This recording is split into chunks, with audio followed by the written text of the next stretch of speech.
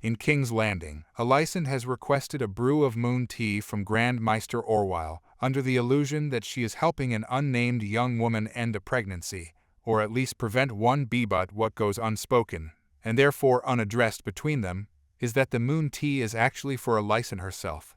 Such detail might escape the notice of the Grand Maester, but it isn't overlooked by Sir Larys Strong sometime later, when the new Master of Whisperers pays a visit to the Dowager Queen.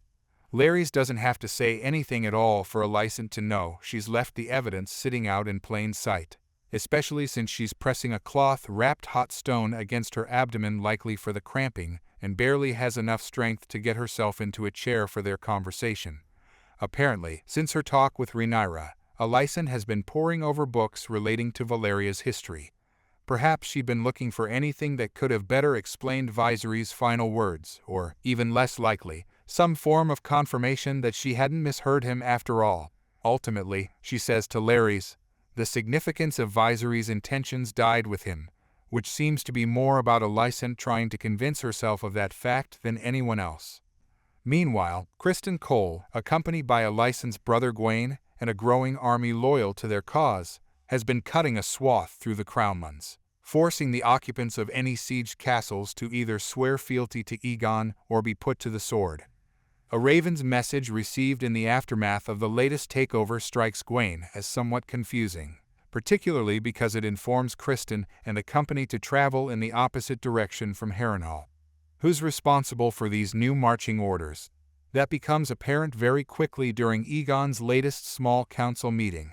Aemond has taken steps to enact that secret battle strategy he's been working out with Criston, revealing that the new plan doesn't involve targeting Harrenhal, but instead the seat of House Staunton in Rook's Rest. It seems like a meager prize, but as Aemond points out, it's small, weakly defended, and once taken, will result in Dragonstone being completely cut off by land.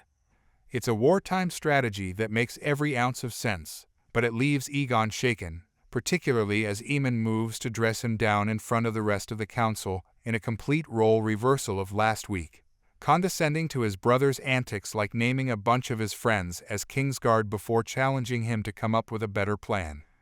Aegon stumbles and stammers his way through an answer in broken High Valyrian, but he can't summon up anything else in reply. Later, when he finds Alicent in his quarters, rummaging around for any remnant of Viserys' library, their conversation quickly turns to Aegon venting about the lack of respect he's been shown as king.